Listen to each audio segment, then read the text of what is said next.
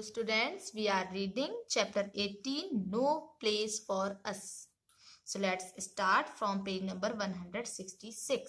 यहाँ कुछ क्वेश्चंस दिए हुए थे जो मैंने आपको होमवर्क में दिए थे, तो इसके आंसर्स मैं इस वीडियो में नीचे की तरफ डॉक्यूमेंट जो होता है उसमें अपलोड कर दूंगी. ओके, तो देखकर आप लोग अपनी फेयर कॉपी में लिख लीजिएगा. नाउ रिमेम्बरिंग ओल्ड डेज, यहाँ जत्रिया भाई की स्टोरी चल रही है ना. So let's read. Jatriya was born in Khedi village in the middle of thick green jungles and hills. His people had been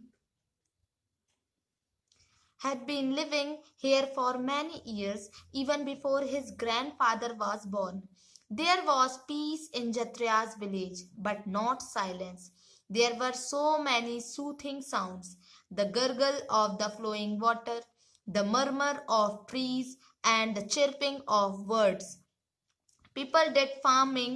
They would go to the nearby forest, chatting and singing together to collect wild fruits, roots, and dried wood.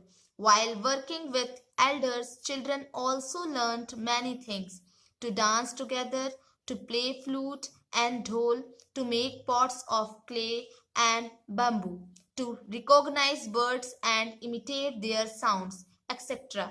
People collected things from the forest for their use. Some of those they would sell in the town across the river. With that money, they would buy salt, oil, rice, and some clothes. It was a village, but people here lived together like a big family.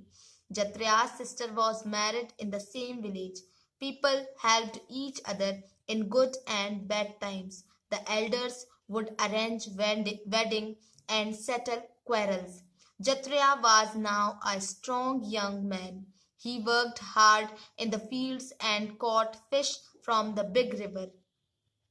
He and his friends would go to the forest to collect fruits, roots, and plants for medicines, and fish from the river to sell these in the town. During festival time, Jatriya would dance and play the drum with boys and girls of his age. तो remembering old days मतलब पुरानी यादें. जत्रिया हरे भरे घने forest और पहाड़ियों के बीच Khedi village में जत्रिया का जन्म हुआ था. उसके ग्रैंडफादर के जन्म के बर्थ के पहले से ही ये लोग यहाँ रह रहे थे. उनके विलेज में पीस मीन शांति तो थी, लेकिन सन्नाटा नहीं था. साइलेंस नहीं था, सन्नाटा नहीं था. विलेज में रिवर की कलकल, पेड़ों की सनसन और बर्ड्स की चहक थी. यहाँ के लोग फार्मिंग का काम करते थे, खेती का काम. विलेज के लोग फॉरेस्ट में जाकर रूट्स, फ्रूट्स, वेजिटेबल्स और ड्राई वुड लेकर आते थे. ये सब काम करते समय लोग चैटिंग भी करते थे और सिंगिंग भी करते थे. बड़ों के साथ काम करके छोटे बच्चे भी ये सब काम सीख जाते थे, जैसे प्लेइंग फ्लूट मतलब बांसुरी बजाना, ढोल बजाना, मिलकर डांस करना, मड मिट्टी और बैम्बू मीन्स बांस के बर्तन बनाना, पॉट्स बनाना, पंछियों को पहचानना, बर्ड्स को पहचानना, और इमिटेट मीन्स होता है उनकी नकल करना. ठीक है, ये सारी चीजें. तो लोग फॉरेस्ट जंगल से इकट्ठा किया सामान जो भी थिंग्स वो वहां से इकट्ठा करते थे उनको यूज करते थे, और बची हुई थिंग्स जो होती थी तो वो नदी पार के रिवर अक्रॉस द रिवर मतलब नदी के पार के बड़े विलेजेस में जाकर बेच देते थे. तो इन बेचने से जो उनको पैसा मिलता था, उन पैसों से वो अपने लिए सॉल्ट, ऑयल और कभी थोड़े थोड़े क्लॉथ्स खरीदते थे. ठीक है, वैसे तो वो एक विलेज था, मगर सब एक बिग फैमिली की तरह रहते थे. जत्रिया की सिस्टर की मैरिज भी उसी विलेज में हुई थी. अच्छे बुरे समय में सब साथ मिलकर एक दूसरे की हेल्प करते थे. शादी ब्याह है ना, मैरिज के काम और झगड़े, क्वारल मीन्स होता है झगड़ा है ना, गांव के बड़े बुजुर्ग जो होते थे, ओल्डर पर्सन होते थे, वो साथ मिलकर उसको निपटाते थे, ठीक है, सेटल करते थे उसका। जत्रा अब जवान हो गया था, यंग हो गया था, यंग मैन हो गया था, है ना। ये तो जत्रा अपने छोटे की बचपन की कहानी बता रहा है, ठीक है। तो अब वो जवान हो गया था, वो खेती का भारी काम अकेले ही करता था। बड़ी नदी जो बिग रिवर वहां थी, उसके बीचों बीच मछली भी पकड़ता था, वो फिश भी पकड़ने जाता था।